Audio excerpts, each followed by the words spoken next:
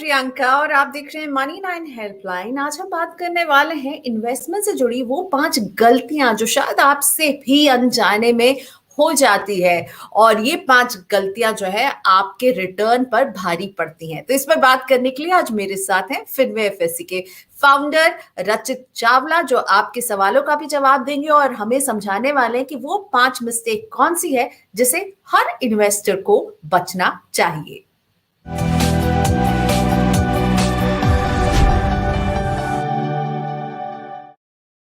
हाय रचित, thank you so much, आपने money 9 के लिए वक्त निकाला।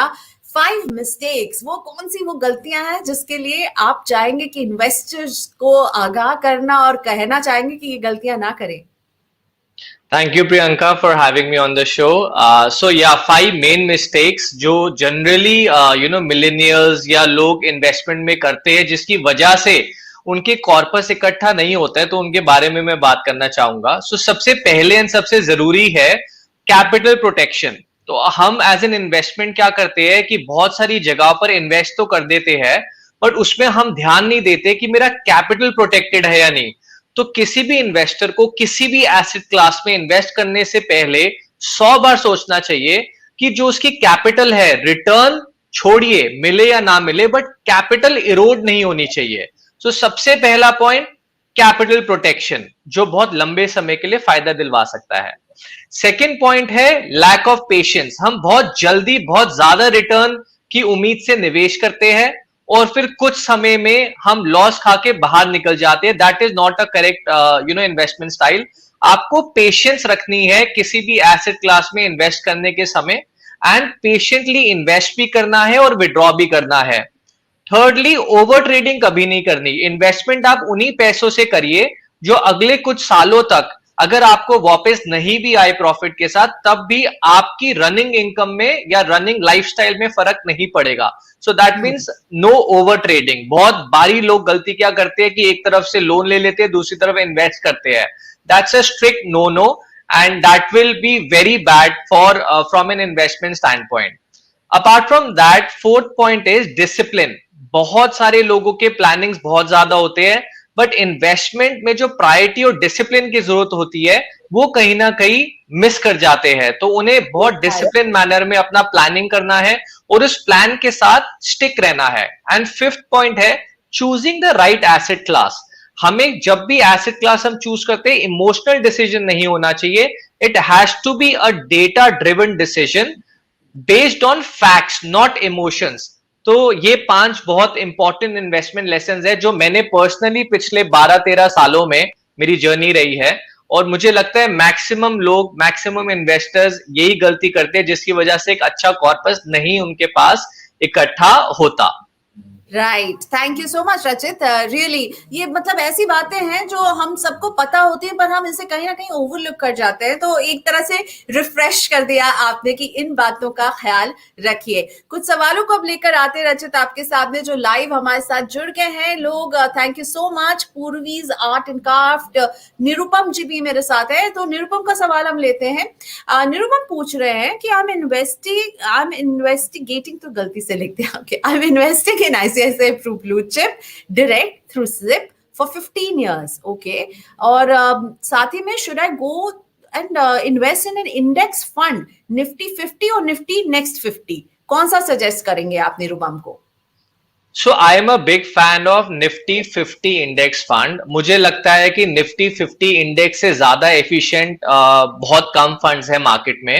और सबसे बेस्ट बात यह है Nifty 50 की कि उसकी जो कॉस्ट है वो बहुत नेग्लिजिबल है, because it's an automated fund. तो मुश्किल से 0.4% की कॉस्ट आती है per annum if you are investing in Nifty 50 index. तो I am a big fan of Nifty 50 index. Moreover, since index top 50 companies of India से comprise होता है, be assured कि आपकी जो capital है वो 100% protected है over a longer period of time.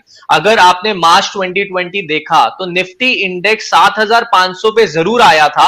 I think वो अमेजिंग टाइम था इंडेक्स में अपने आपको इन्वेस्ट करने का, but with in few months वो डबल हो गया। दैट्स व्हाई आई से कि जहां तक प्रोटेक्टिंग योर कैपिटल की बात है, निफ्टी 50 इंडेक्स से अच्छी ऑप्शन मुझे नहीं लगती। मैं खुद पर्सनली मैक्सिमम पोर्टफोलियो मेरा उसमें इन्वेस्टेड है, जो मैं अगले 30 इयर्स के लिए एसआईपी बना के करता हूं। ओके, सो इंडेक्स फंड, निरुपम, बिल्कुल आप सही सोच रहे हैं, आपको इंडेक्स फंड में निवेश करना चाहिए। अच्छा, निखिल का ये सवाल है कि recently I have started intraday trading, तो इंट्राडे ट्रेडिंग में कैसे आगे बढ़े? Would you like to answer him? So intraday trading, Nikhil, एक बहुत ही रिस्की प्रोपोजिशन है। आप इसमें बहुत high risk and high reward की तरफ चल रहे हैं। सबसे पहले आई वुड रिक्वेस्ट यू कि आप रिस्क जरूर अंडरस्टैंड कर लीजिए, करेक्ट ट्रेनिंग एंड कोचिंग ले लीजिए, और अपना 100% कैपिटल में से सिर्फ 5% कैपिटल से ही ट्रेडिंग करें। Because I know lot of people जिन्होंने इसके अंदर अपना कैपिटल ही जीरो कर दिया है। तो सिर्फ 5% से एज अ ट्रेनिंग आप स्टार्ट करिए, देखिए कि क्या आप एक्चुअली इंट्राडे प्रॉफिट्स बना सकते हैं। बिकॉज वॉलिटिलिटी इतनी ज्यादा है कि स्टॉप लॉसेस लगने के चांसेस बहुत हाई हो जाते हैं इंट्राडे में।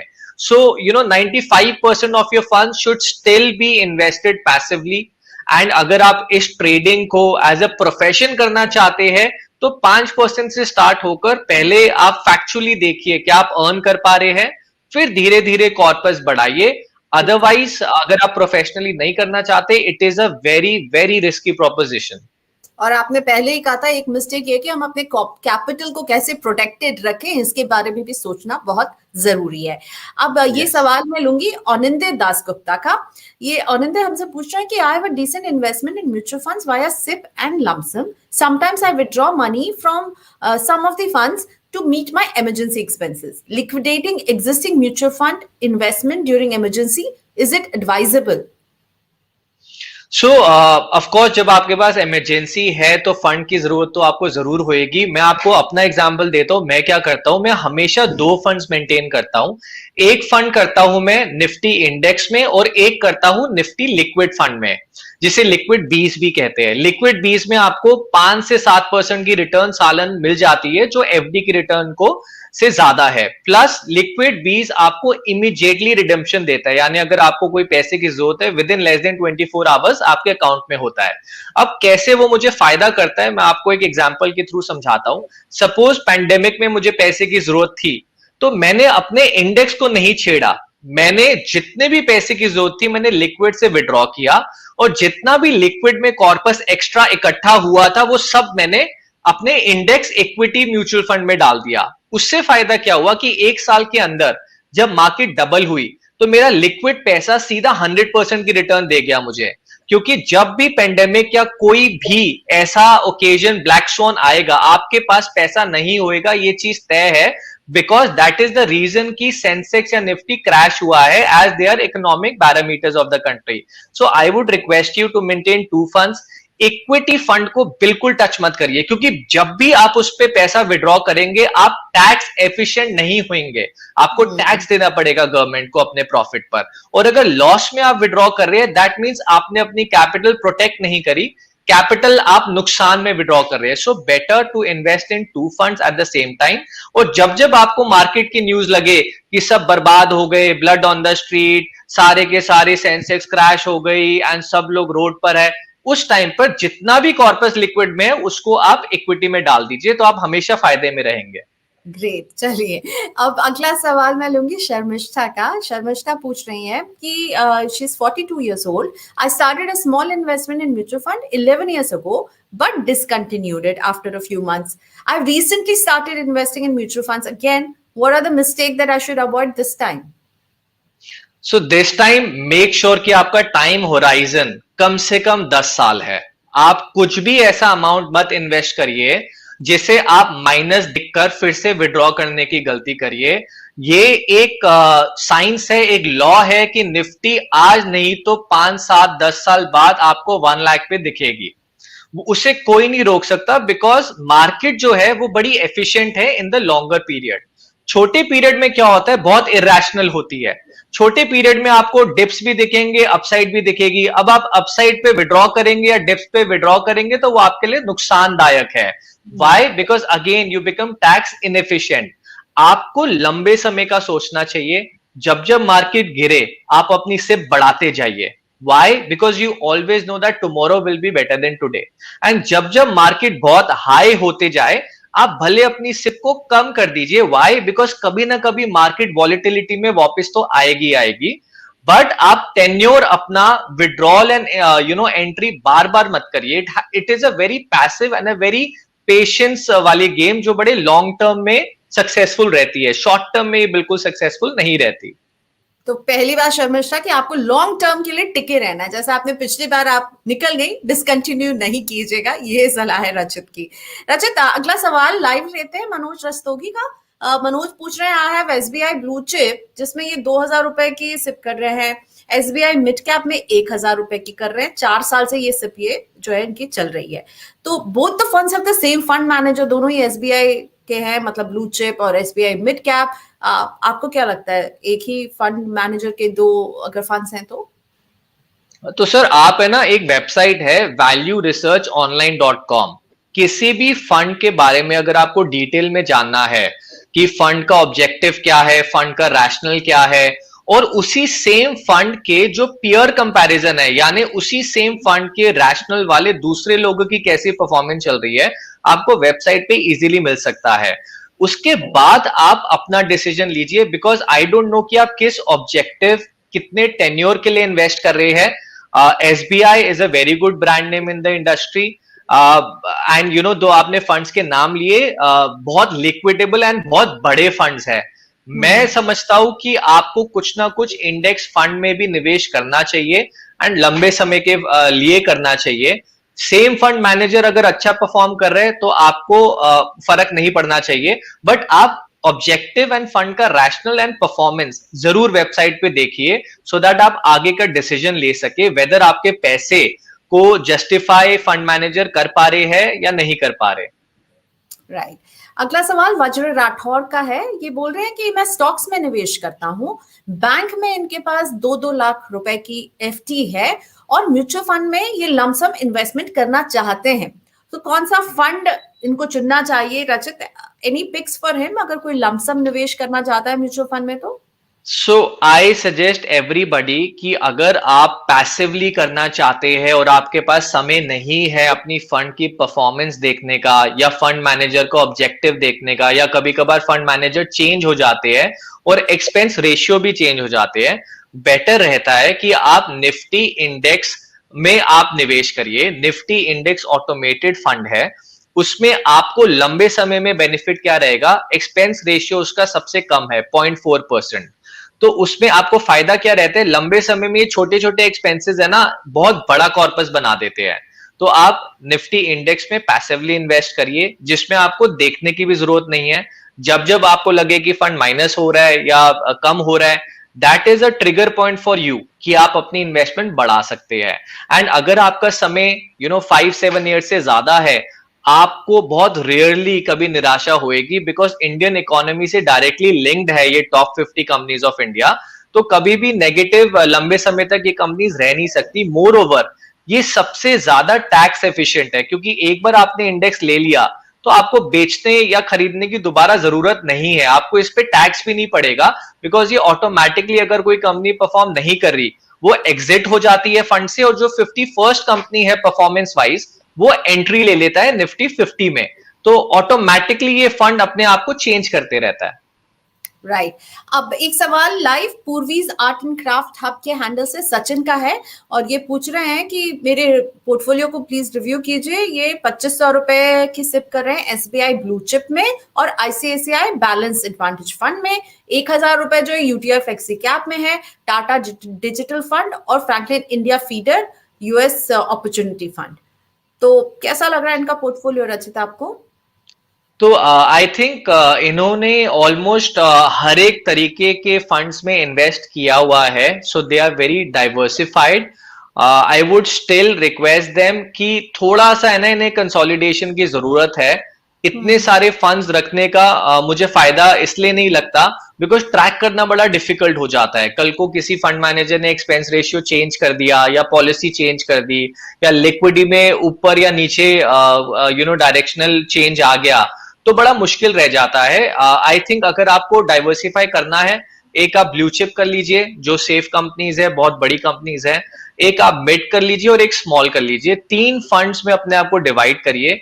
वैल्यू रिसर्च ऑनलाइन या मनी कंट्रोल जैसी कंपनीज में आप देख सकते हैं कि which are the fund managers जो बहुत अच्छे रिटर्न्स दे रहे हैं। अब जो अच्छे रिटर्न्स भी दे रहे हैं उसके भी एक्सपेंस रेशियो आप चेक करिए कि कितना एक्सपेंसिव आपको पड़ रहा है वो जो फंड मैनेज कर रहे हैं आपके लिए। एंड आप आई थिंक मैक्सिमम 3 फंड्स तक अपने आप को अगर रोक सके, that would be the ideal situation. Okay, Tarun का सवाल मैं लेना चाहूंगी क्योंकि आपने इंडेक्स फंड की रचित काफी बात की और तरुण इंडेक्स फंड पर ही पूछ रहे हैं कि लार्ज कैप एक्टिव फंड में निवेश करना चाहिए या फिर इंडेक्स फंड में। So I would recommend a Nifty 50 index fund under the direct growth option. उसमें आपका फायदा क्या होएगा कि जो डिविडेंड भी आएंगे वो ऑटोमेटिकली आपके उसमें ऐड होते रहेंगे, तो आपको जो रिटर्न है वो बहुत अच्छी मिलेगी over a longer period of time. आंख बंद करके निफ्टी इंडेक्स पैसिवली करिए। ये उन्हीं लोगों के लिए है जो इंडियन इकोनॉमी में बिलीव करते हैं, and I am a firm believer that everybody is talking about a 5 trillion economy. तो अगर वो होता है 5 trillion economy achieve with in few years, automatically आप निफ्टी को यहां से भी डबल की स्टेज पे पाए जाएंगे। एंड अगर मैं डबल कह रहा हूं तो ऑफ कोर्स आपकी इन्वेस्टमेंट भी ऑटोमेटिकली साथ साथ बढ़ेगी। ठीक है, so Rachit is a big fan of index passive investing. Anurag का सवाल लेती हूँ, ये बता रहे कि इन्होंने अपने फादर के लिए Mirae emerging blue chip, UTI next 50, Parag Parikh flexi cap, Motilal S&P 500 लिया है। ये कैसे लग रहा है आपको? कुछ आप एलोकेशन ईच फंड कुछ आप बोलना चाहेंगे? सो अगेन अनुराग, आपने अपने म्यूचुअल फंड्स को बड़ी अच्छी तरीके से डिवाइड किया है। मैं सबसे पहले आपसे रिक्वेस्ट करूंगा कि आप इन तीनों चारों फंड्स का आप पीयर कंपैरिजन जरूर करिए, बिकॉज कभी कभार होता क्या है कि you are very happy with the returns और you are unhappy with the returns, but आपको पता ही नहीं होता कि सेम सेक्टर के एग्जैक्ट सेम दूसरे फंड्स कैसा परफॉर्म कर रहे हैं। तो अगर तो आपके फंड्स पीयर कंपैरिजन में टॉप 2-3 में आ रहे हैं, you should be very happy with the fund manager. अगर पीयर कंपैरिजन में कहीं ना कहीं आपको रिटर्न कम पड़ रही है या एक्सपेंस रेशियो ज्यादा है, एक बार आप रिसर्च करिए। एंड हो सकता है, जैसा मैंने पहले ऑडियंस को रिक्वेस्ट किया कि 2-3 म्यूचुअल फंड्स में अपने आप को डिविजन रखो। ज्यादा डाइवर्सिफिकेशन भी कभी कभार आउट ऑफ कंट्रोल चले जाती है। एंड मैं एज्यूम कर रहा हूं कि जितने भी मेरी ऑडियंस अभी देख रही है इस चैनल को, वो सारी पैसिव इनकम के लिए है। बिकॉज मुझे इंडेक्स फंड, प्रियंका जैसे आपने कहा कि मैं बहुत बड़ा फैन हूं, एक्चुअली मैंने देखा है कि 12-14 साल में जिन जिन ने पैसिवली इंडेक्स फंड में लगाया है वो आज बहुत खुश है, और जिन जिन लोगों ने एक्टिवली शेयर मार्केट से कमाने की कोशिश करी है वो इतने खुश नहीं है। So since the audience is passively they want to generate some income, I would again recommend कि expense ratio कम रखिए, बल्कि आप कैलकुलेट करिए कि अगर आप हर साल 1% एक्सपेंस रेशियो भी बनाते हैं और आपने सिर्फ अगले 20-30 साल के लिए करी है, यू विल बी अमेज्ड कि 2-3 टाइम्स का फर्क पड़ जाता है ऑन योर कॉर्पस। तो 2-3 गुना तो सिर्फ एक्सपेंस रेशियो से ही आपने बचा लिया। बिल्कुल, सो इंडेक्स फंड में एक्सपेंस रेशियो बहुत कम होता है as compare to active funds, right? Thank you so much Rachit, आपने वक्त निकाला हमारे साथ और इतने सारे सवालों का जवाब दिया। तो रचित चावला को हम बाय कहेंगे और धन्यवाद आपके समय के लिए। मनी 9 में हम हेल्पलाइन को यहीं पर रैप कर रहे हैं, but thank you so much. आप लोग जुड़ते हैं, सवाल पूछते हैं, हमें बहुत अच्छा लगता है और इसीलिए मैं यही रिक्वेस्ट करना चाहूंगी कि प्लीज हमारे यूट्यूब चैनल को सब्सक्राइब कीजिए, बेल आइकॉन को क्लिक कीजिए और आपको यहाँ अपने सवाल जो आप हम तक पहुंचाना चाहते हैं हमारे व्हाट्सएप नंबर के जरिए भी आप हमें पहुंचा सकते हैं और यूट्यूब पर लाइव तो जुड़ ही सकते हैं। तो आज के लिए बाय बाय।